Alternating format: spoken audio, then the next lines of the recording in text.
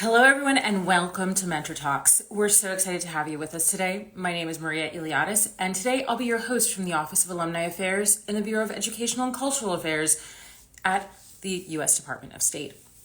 Our office opens a door to the million-strong Exchange Alumni Network, professional opportunities, and grant development for alumni of U.S. government educational and cultural exchange programs. Mentor Talks is a chance for you to connect with incredible Exchange Alumni leaders, hear their stories, and get career advice, like our guest today, Munmun Dhalaria.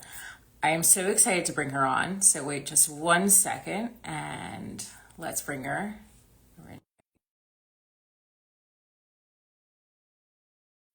Where is everyone joining us from today? Do you drop it in the comments? And also, while you're dropping in the comments, let us know. Oh, Moon is here. I love it. Hi, how are you doing? Hello. Hi, Hello. Maria. Can you hear me? I can hear you perfectly. Can you hear Perfect. me? I can hear Amazing. you. I love it. I love it. Thank you. Welcome to Mentor Talks. We're so excited to have you on the program today. Thank you so much for having me. Yeah, our pleasure. So I'm going to do a briefing show. So anyone who's joining us by chance who doesn't know who you are and how amazing you are can hear it, and then we'll go into questions. So Munmun is an award-winning documentary filmmaker and producer. She's also a National Geographic Storytelling Explorer and a Youth Exchange and Study, more commonly known as YES, Exchange Alumni. For the past 12 years, she's created films that feature human rights, climate change, gender equity, and wildlife conservation on her own, and for channels like Disney Hotstar and Disney, Vice News, Al Jazeera, and 2 of Munmun's films have won Emmy Awards. So I am so excited to get to talk to her today and share our conversation with all of you. So again, welcome to Mentor Talks, Munmun. Thank you so much, Maria. I would just like to point out that I played a very small part in the Emmy Award-winning films that were part of the Disney programming we did. But we did recently win 2 national awards in India, which is given by the president for our science communication film. So I'm quite validated by that as well. That's fantastic. I mean, I'm sure you played a big part, honestly, in those Emmys, right? It's all. I mean, if it's a team effort, right? It means every single member Filmmaking is plays a the role. biggest team effort kind of sport. Yes. Yeah, that's really incredible.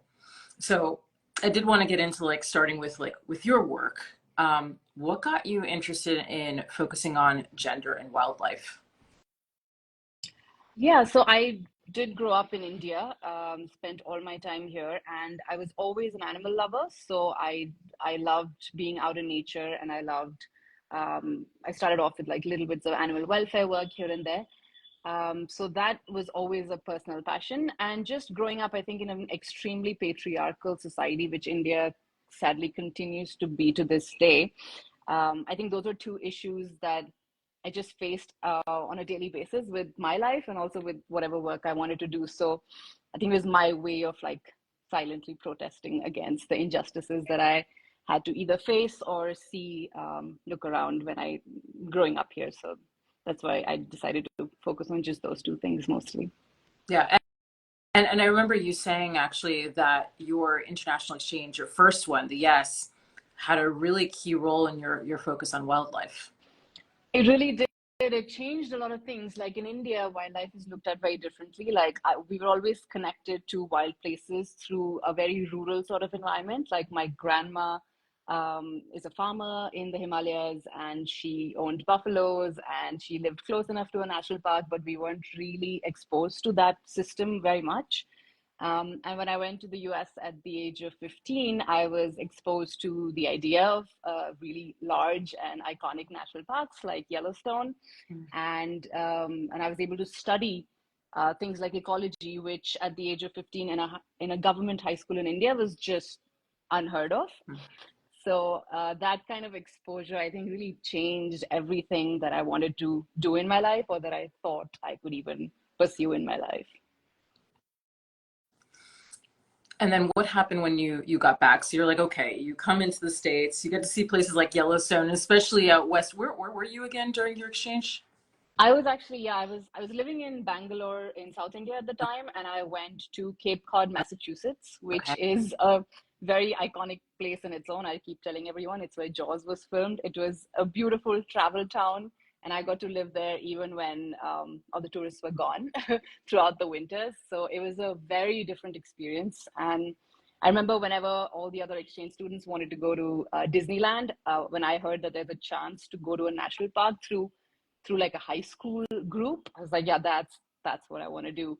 So that coupled with a lot of the studies we did with my ecology professor is what deepened my understanding of ecology. And then once I came back to India, things were a bit harder.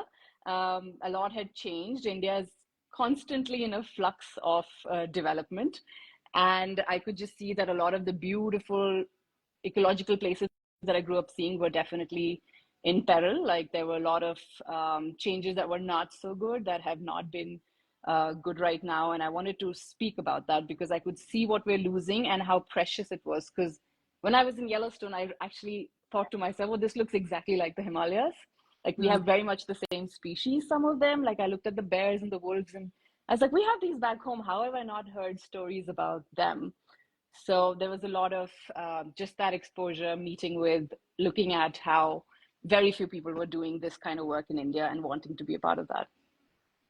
So how did you bring it back home? I mean, you mentioned, there isn't that sort of department or studies in India. And you said you basically had to kind of DIY what you were putting together, the work that you're working on today. Yeah, it's been, I got a little lucky. There's for a country of more than 1 billion people, we don't have as many environmental storytellers as we possibly can. But there were a few amazing stalwarts who inspired me, and I was able to at least have some sort of an idea that, okay, this is something that exists. There are wildlife filmmakers and scientists, but there wasn't a very direct path to that. So there was a lot of years where I interned with NGOs that are doing wildlife conservation work across the different landscapes of India. So that was one entry point. I remember when I wanted to go to college, I thought maybe I should join veterinary sciences, but that wasn't really ecology, and I wasn't sure how that would work.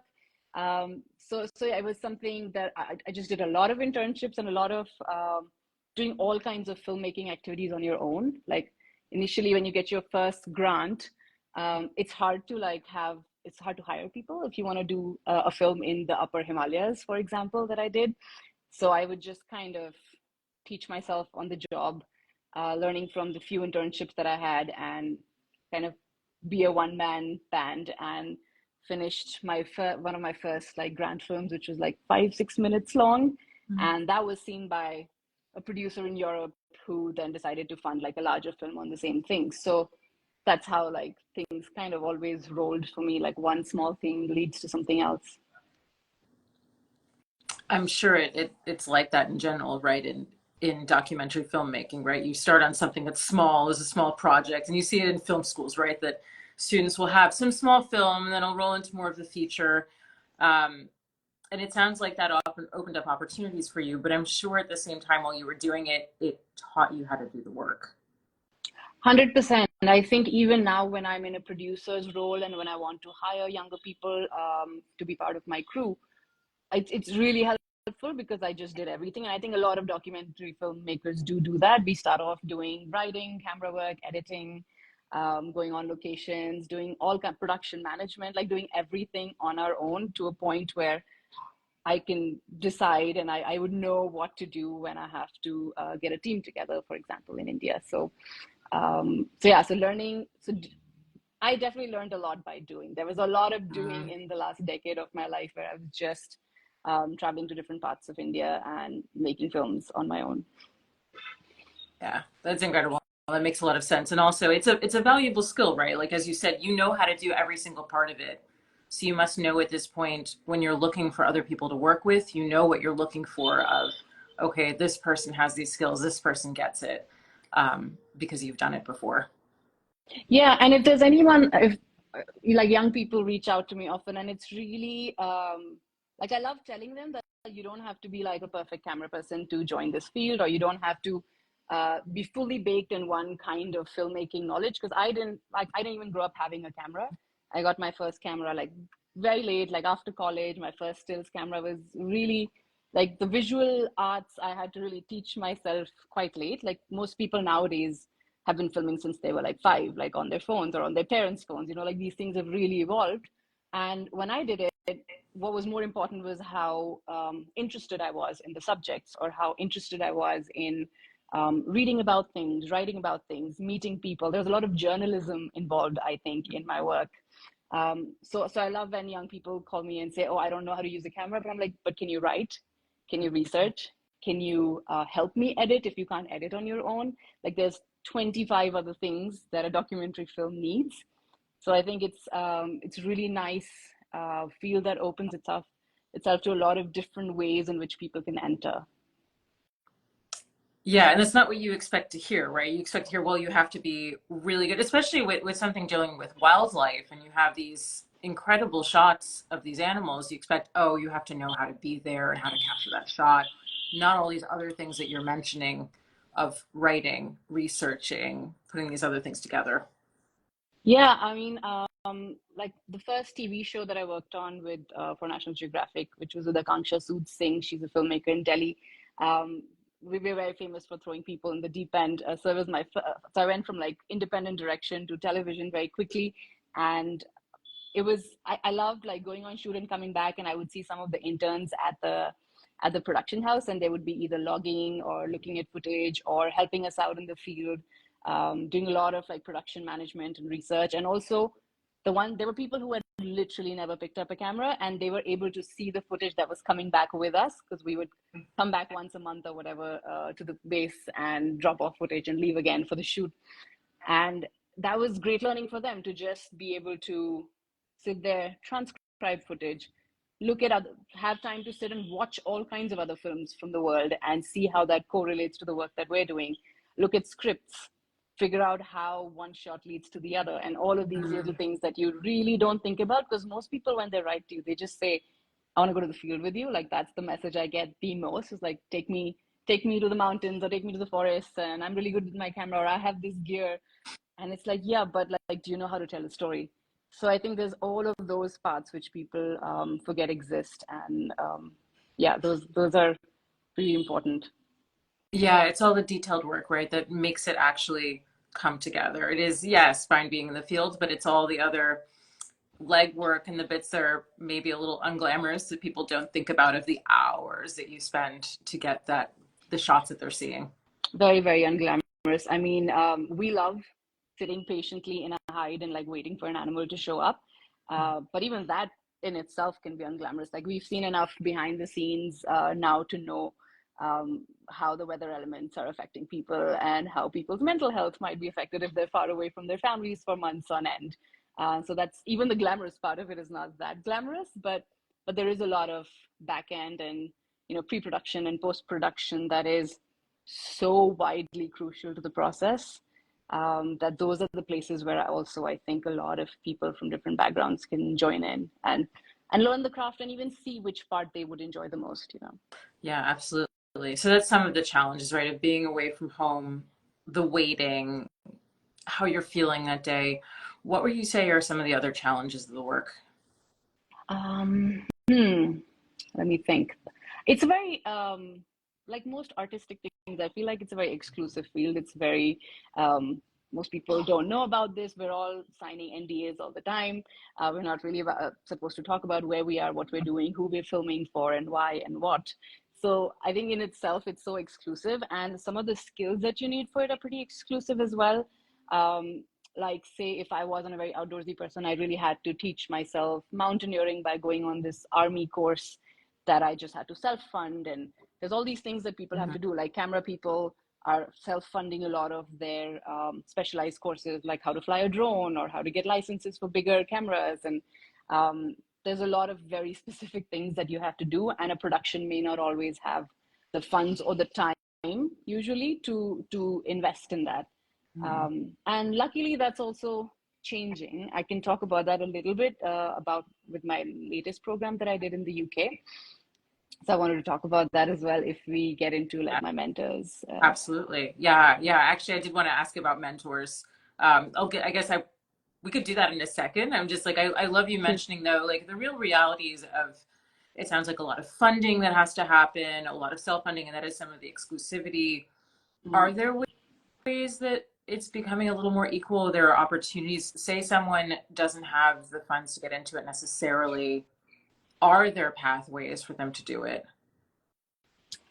Yeah, I think it's cheaper than ever to make a film today. Because if you have any phone with a camera, you can potentially do it. I probably couldn't do it because I learned on very professional like softwares over years and years and took a very long route to do it. But I've seen young people that I work with in a crew, and they're able to pull out videos the same day. Like Wow. we'd be sitting and like doing our work, and by the end of the night, they've already edited like, oh, here's today's 1 minute of everything we've shot, and here's how it looks. And they'll even put music and text to it, and it's like it's done. I'm like, wow, I don't think we need to teach you anything. So it's really impressive what you can do with just your phone today. So I think one would be to exploit that. If you just have nothing, exploit that to make like a pitch reel, which we call, where you try and make a short trailer and show someone about the idea that you have. So I think that is one way to go around the no funding problem. But the way I got around trying to do films that I believe in is by applying for grants to organizations that already align with my cause. I don't like to work, it's just a personal preference thing. I don't think I want to work in fiction, and I don't think I like to do commercial work, which makes it really hard to like make a living. So I've always sort of taken the grants route and written to organizations that are either working for children and women's welfare or violence against women, or National Geographic was a big one, of course, which was a game changer, where I applied to for my first wildlife documentary that I did on my own, which was like filming a bird that had never been filmed before. So I did that along with some forest guards who've also now made their own YouTube channels about that bird and how that story is really evolving as well.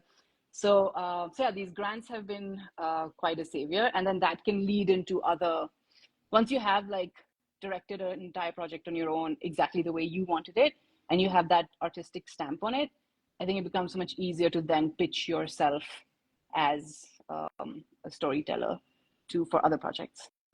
Yeah, because then they can see that you have this particular vision and this is what you bring to the table in that particular uniqueness. Exactly. Yeah. Yeah.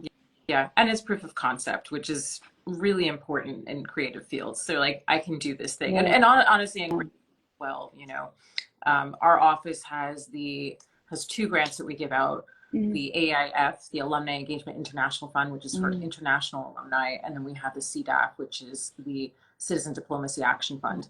And one of the things I know that we look for is that can this person prove, not usually necessarily for us, have you done this before, but can you lay it out in steps to show that you're capable of pulling off this project? And I know for much bigger grants, that's also very much the case. So having obviously a feature film that you've done is, I think, probably one of the biggest proofs of concept, and laddering up to it too with those smaller films. So that's Absolutely. something. Yeah. Yeah, like my first film, I mean, I still haven't done my personal feature film yet. That's what I'm building up to now, which is one of the things I want to talk about. I was like, it never Can you gets tell us easier. about that? I was like, tell us about this feature film that you want to work on. Is this the one that you were mentioning in London, or is this a different project? This is a different project that I'm pitching. So I'm currently going through the pitch process, which is quite lethal on its own. It's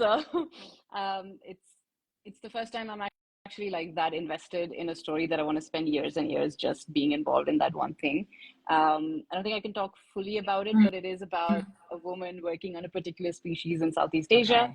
And I just found her story very compelling. So I'm trying to sort of produce this with her almost. Like she's quite a big like media savvy person. So this is something we're trying to do together for her organization and the work that she does as well. So yeah, so I'm really trying to find that intersection of very niche wildlife stories about endangered animals, but try and come in through a human angle that anyone sitting in a city would like relate to. So that's the idea now. Yeah. Incredible. So the project in London and mentors. I did want to ask you about mentors today. So this fits in really nicely with that question. And this is MentorTalks after all. So you have mentioned you've had a lot of mentors along the way who have been critical in your career. So could you tell us about those mentors and tell us about this particular one in London? Yeah. So yeah, I've had amazing mentors. it was tough. I think my first mentor was somebody in the US. In India, I don't think the mentorship culture is as strong. Definitely getting better nowadays. But it was hard for us to kind of even understand what that means. The job culture is quite strong and it's very hierarchical. So this was a new concept for me. And when I went to the US, my first mentor was probably my ecology professor who I worked with on urban coyotes. And just that hands-on work gave me so much confidence to come back to India and look at what kind of wildlife work was happening across other species in India. And my latest, in 2022, I had Vanessa Berlowitz as my mentor. She is this incredible filmmaker who runs Wildstar Films in Bristol, UK. Bristol is like the hub for natural history filmmaking, and they make a lot of content for National Geographic. So they're trying to do this program called Field Ready, where they're looking at countries where traditionally there's a lot of wildlife films that have been made about them, but the local people haven't really had the opportunity to be a part of the crew. So this is a very recent shift we're starting to see where people in country are skilled enough to be able to do these jobs and are finally kind of asking for that place in a crew. And I think it's something that's really worked out well throughout the pandemic for every production that had to work remotely as well. And that actually helped me even in country. There was a lot of remote filming happening, and that's one of the big things that gave impetus to this. But even beyond the pandemic and remote filming, it's been an incredible experience to be able to go and spend time with the crew in the UK. For example, I spent about a year in that company and was able to see everything behind the scenes, was able to look at how a new TV show is developed, or how this really expensive camera gear is shipped from one corner of the world to another, and how crews are put together, and what kind of production processes, post-production processes are in place in a city which is very much like the hub for all kinds of natural history documentaries. So that was an absolutely incredible experience. It comes from, I think the initial fuel for that comes from amazing women in National Geographic who have also seen a lot of sexism over the years, and I've decided that certain things need to change. And yeah, I'm just glad the field is slowly but surely opening up. Yeah, and it sounds like with their example and being there, that meant a lot to you in terms of mentorship. I guess we have different ideas of what mentorship is, right? And so part of it is just you see someone who's doing what you're doing and they're like you in some way or another, or they decide to take you under their wing. Yeah, both, I think. So in India, I had to, it was the latter for me, but I was like, oh, I just need to see someone doing this because I didn't know women could go out to, extremely rural corners and be safe in doing these kinds of jobs. Yeah. So that was a good starting point. And then to see people who are just taking you completely on board and you're basically working with them, and how that just helps your career in different ways. Yeah, absolutely. So you've mentioned before about, documentaries, they take a long time. You're saying this feature film, it took you a bit to have a moment with something that you thought, oh, this is going to take years and I'm going to be fascinated in this whole time. In contrast, right, are these new technologies and the way that we're expected to turn around things so quickly, as well as people's attention spans, which seem to be getting a lot shorter.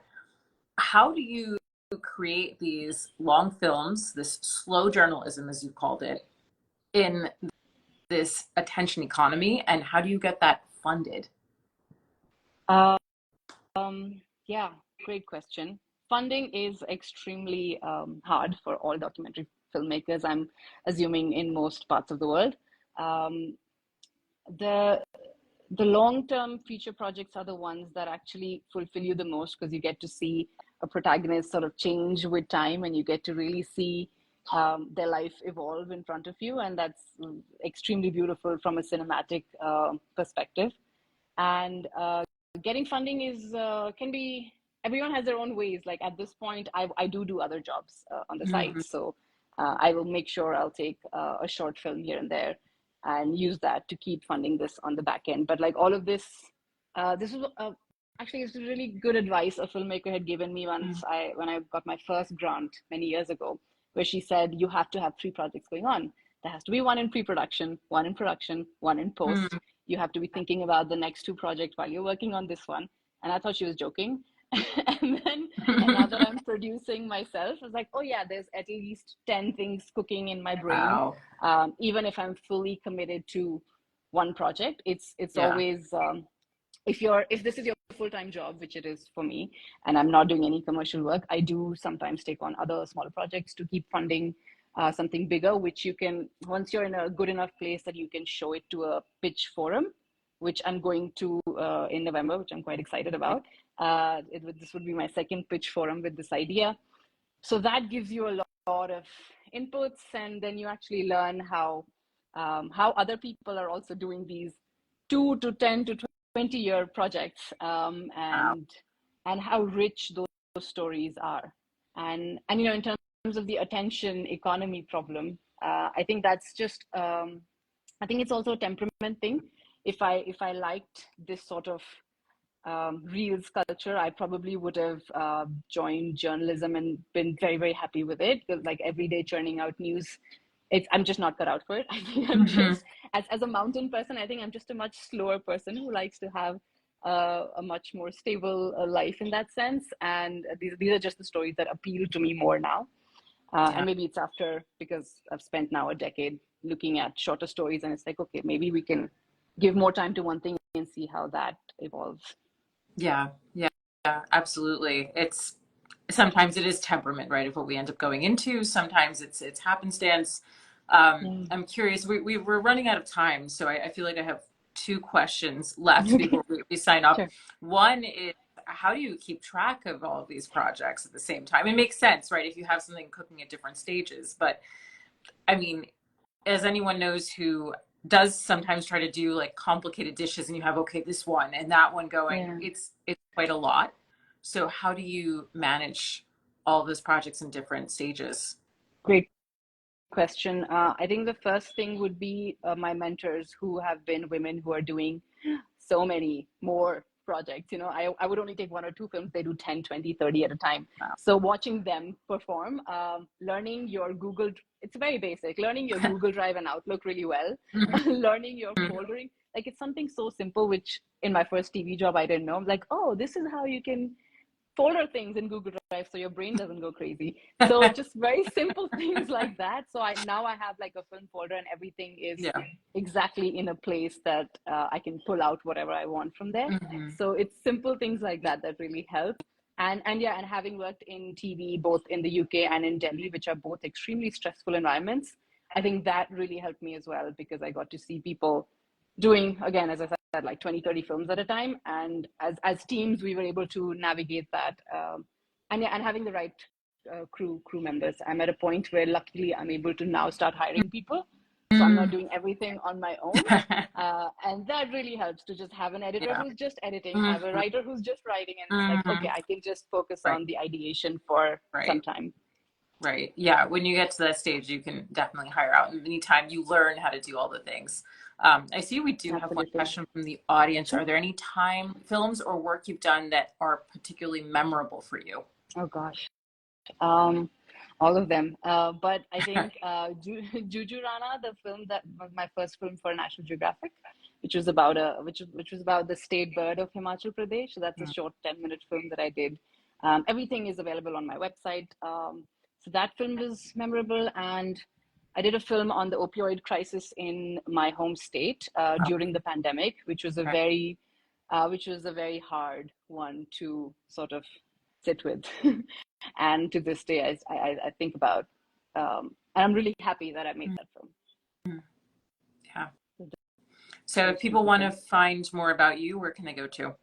Yeah, my website has, because the films are all over, there's some TV stuff, there's some NGO films, there's a lot of YouTube or journalism type films. So they're all in one place on my website. So that's a good place to find me and my work. Yeah. Brilliant. Okay. So we're out of time. But before we go, what is your number 1 tip for those who want to get into documentary filmmaking as a career?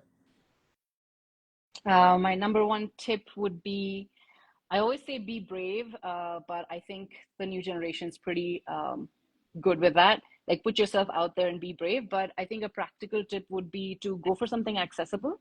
If you have a new idea, try and find something that you do have easier access to, that you don't have to work too hard. Like, don't be sitting in South India and thinking of something in the Arctic. Like, think about something you know genuinely well and something you're equally passionate about, that in case there's no money coming in, you'd still want to work on. So that kind of keeps the fuel going. So yeah, find something slightly closer to home or closer to your heart. That's great advice. And reach out to people. And reach out to people. Yeah, because right, you can't do, even though you're doing so much on your own in the beginning, it's not a solo task to put these films together. Yeah, yeah. Well, I'm sorry that our conversation is over for today. But thank you so much, Munmun, for being with us. Seriously, this was really fantastic. Thank you so much for having me. I'm so sorry I'm in a cafe, but I hope you could hear me all right. Hear you perfectly. It's beautiful ambient background noise. My city decided to have a power cut today, so that was perfect timing. That's okay. That's okay. I think it's a great background, and I don't mind the horns. I don't think our audience does either, because that's the beauty of MentorTalks, that we are doing it all over the world, and so we get a glimpse into what it's like to do it all over the world. But I'm going to close out. So thank you everyone for being here today. Thank you online viewers for watching. Thank you for your questions. If you're interested in learning more about awesome exchange alumni like Munmun, visit our website at alumni.state.gov and follow us on Instagram, LinkedIn, Twitter, and Facebook. So thank you everyone for watching, and we'll see you soon on our next Mentor Talks. Bye. Thanks so much. Thank you. Bye.